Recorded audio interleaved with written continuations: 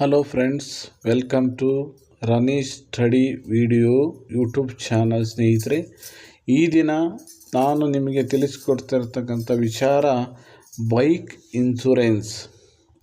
ಯಾವುದೇ ಮೋಟಾರ್ ಬೈಕಿಗೆ ವಿಮೆ ಮಾಡಿಸುವುದು ಕಡ್ಡಾಯ. ಸ್ನೇಹಿತರೆ, ನೀವು ಹೊಸ ಬೈಕನ್ನು ಶೋರೂಮಿಂದ ಕೊಂಡುಕೊಂಡಾಗ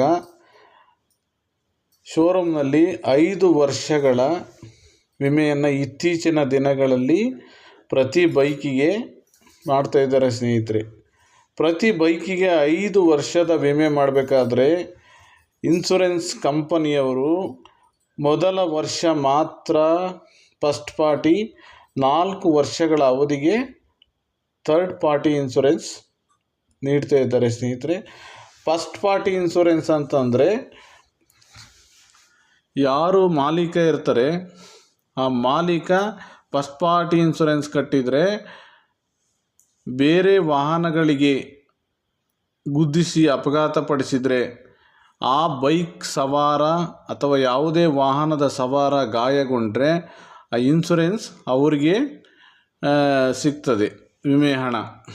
ಅದೇ ರೀತಿ ಈ ಪಿಲಿಯನ್ ರೈಡರ್, ಯಾವುದೇ ಬೈಕ್ ಸವಾರ ತನ್ನ ಬೈಕ್ ಹಿಂಬದಿಯ ಸೀಟಿನಲ್ಲಿ ಒಬ್ಬ ವ್ಯಕ್ತಿಯನ್ನು ಕೂರಿಸ್ಕೊಂಡು ಬೈಕ್ ಓಡಿಸ್ಕೊಂಡು ಹೋಗುವಾಗ ಆಕಸ್ಮಿಕವಾಗಿ ಯಾವುದೇ ನಾಯಿ ಅಥವಾ ಯಾವುದೇ ಪ್ರಾಣಿ ಅಡ್ಡ ಬಂದು ಅಥವಾ ಬೈಕ್ ನಿಯಂತ್ರಣ ತಪ್ಪಿ ಬಿದ್ದಾಗ, ರಸ್ತೆ ಮೇಲೆ ಬಿದ್ದಾಗ ಈ ಬೈಕ್ ಹಿಂಬದಿ ಸವಾರನಿಗೆ ಪೆಟ್ಟು ಬಿದ್ದು ರಕ್ತಗಾಯಗಳಾದರೆ ಅಥವಾ ಮೃತಪಟ್ಟರೆ ಬೈಕ್ ಹಿಂಬದಿ ಸವಾರನಿಗೆ ಇನ್ಶೂರೆನ್ಸ್ ಹಣ ಸಂಪೂರ್ಣವಾಗಿ ಬರ್ತದೆ. ಆದರೆ ಥರ್ಡ್ ಪಾರ್ಟಿ ಇನ್ಶೂರೆನ್ಸ್ ಕಟ್ಟಿದರೆ ಸ್ನೇಹಿತರೆ, ಯಾವುದೇ ಬೈಕಿಂದ ಆ ಬೈಕಿಗೆ ಅಪಘಾತ ಪಡಿಸಿದರೆ ಮಾತ್ರ ಅವರಿಗೆ ಮಾತ್ರ ವಿಮೆ ಲಭ್ಯವಿರುತ್ತದೆ. ಥರ್ಡ್ ಪಾರ್ಟಿ ಇನ್ಶೂರೆನ್ಸ್ನಲ್ಲಿ ಈ ಬೈಕ್ ಹಿಂಬದಿ ಸವಾರಿಗಾಗಲಿ ಮತ್ತು ಬೈಕ್ ಡ್ಯಾಮೇಜ್ ಆದರೆ ಯಾವುದೇ ರೀತಿ ಇನ್ಶೂರೆನ್ಸ್ ಕ್ಲೈಮ್ ಆಗುವುದಿಲ್ಲ.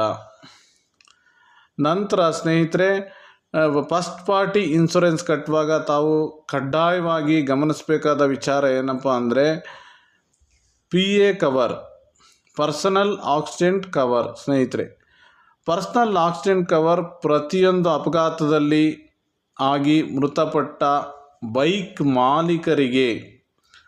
ಬೈಕ್ ಮಾಲೀಕರು ಚಾಲನಾ ಪರವಾನಗಿ ಲೈಸೆನ್ಸ್ DL ಹೊಂದಿದ್ದರೆ 325 ರೂಪಾಯಿಗಳು ಪಾವತಿ ಮಾಡಿದರೆ ಇನ್ಶೂರೆನ್ಸ್ ಕಂಪನಿಯಿಂದ 15 ಲಕ್ಷ ರೂಗಳು ಯಾರು ಬೈಕ್ ಮಾಲೀಕರಿರ್ತಾರೆ ಅವರಿಗೆ ಮೃತಪಟ್ಟರೆ ಇನ್ಶೂರೆನ್ಸ್ ಕಂಪನಿಯಿಂದ 15 ಲಕ್ಷ ರೂಗಳು ಬರ್ತದೆ. ಸ್ನೇಹಿತರೆ, ಅದೇ ರೀತಿ ತಾವು ಬೈಕನ್ನು ಬೇರೆಯವರಿಗೆ ಕೊಟ್ಟು ಅವ್ರ ಹತ್ರ DL ಇದ್ದು ಆಕಸ್ಮಿಕವಾಗಿ ಯಾರೋ ಅಪಘಾತ ಪಡಿಸಿದರೆ ಅಥವಾ ಆತನೇ ಹೋಗಿ ನಿಯಂತ್ರಣ ತಪ್ಪಿ ಬಿದ್ದು ಮೃತಪಟ್ಟರೆ 5 ಲಕ್ಷ ರೂಗಳು ಇನ್ಶೂರೆನ್ಸ್ ಆ ಬೈಕ್ ಸವಾರನಿಗೂ ಕೂಡ ದೊರೆಯುತ್ತದೆ.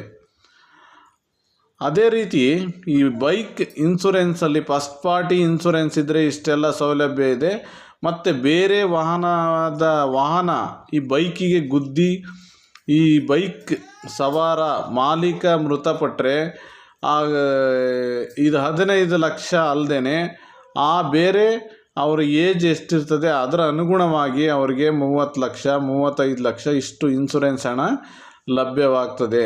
ಆದ್ದರಿಂದ ಪ್ರತಿ ಬೈಕ್ ಸವಾರರು ಕೂಡ ಫಸ್ಟ್ ಪಾರ್ಟಿ ಇನ್ಶೂರೆನ್ಸನ್ನು ಪಾವತಿಸಬೇಕು ಮತ್ತು ಪಿಲಿಯನ್ ರೈಡರ್ ಮತ್ತು PA ಕವರ್ ಕಡ್ಡಾಯವಾಗಿ ಗಮನಿಸಬೇಕು. ಸ್ನೇಹಿತರೆ, PA ಕವರ್ ಮತ್ತು ಪಿಲಿಯನ್ ರೈಡ್ 50 ರೂಪೀಸ್ ಇರುತ್ತೆ. ಸ್ನೇಹಿತರೆ, 50 ರೂಗಳನ್ನು ನೀವು ಪಾವತಿಸಿದರೆ ನೀವು ಹಿಂಬದಿಯಲ್ಲಿ ಯಾರೋ ಸ್ನೇಹಿತರನ್ನ ಯಾರನ್ನಾರು ಕೂರಿಸುವಾಗ ಆಕಸ್ಮಿಕವಾಗಿ ರಸ್ತೆ ಮೇಲೆ ಬಿದ್ದಾಗ ಅವರಿಗೆ ಬಿದ್ದು ರಕ್ತಗಾಯಗಳಾದರೆ, ಕೈ ಮುರಿದ್ರೆ ಆದಾಗ ನೀವು ಕಟ್ಕೊಡೋ ಅವಶ್ಯಕತೆ ಇರೋದಿಲ್ಲ. ಇನ್ಶೂರೆನ್ಸ್ ಕಂಪ್ನಿಯಿಂದ ಅವರಿಗೆ ಹಣ ಬರ್ತದೆ.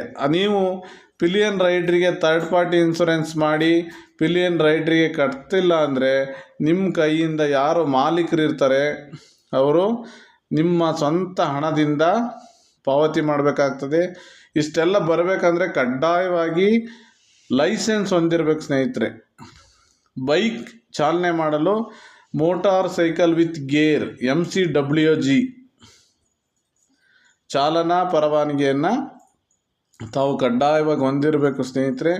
ಮತ್ತು ನೀವು ಯಾವುದೇ ಬೈಕ್ ಮಾಲೀಕರಾಗಿದ್ದು ಬೇರೆ ಯಾರಿಗಾದರೂ ಕೊಡಬೇಕಾದ್ರೆ ಅವ್ರ ಹತ್ರ ಕಡ್ಡಾಯವಾಗಿ ಚಾಲನಾ ಪರವಾನಗಿ DL ಇದೆಯಾ ಎಂಬುದನ್ನು ನೀವು ಪರಿಶೀಲಿಸಿ ಬೈಕನ್ನು ನೀಡಬೇಕು.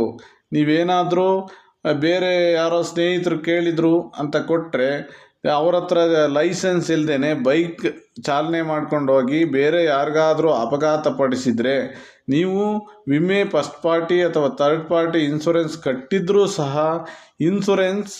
ಕಟ್ಟಿದ್ರೂ ಸಹ ಯಾರು ಚಾಲನೆ ಮಾಡ್ತಾ ಇರ್ತಾರೆ ಅವರಿಗೆ DL ಇಲ್ಲದೆ ಇಲ್ಲ ಅಂದರೆ ವಿಮೆ ಪಾವತಿ ಆಗೋದಿಲ್ಲ.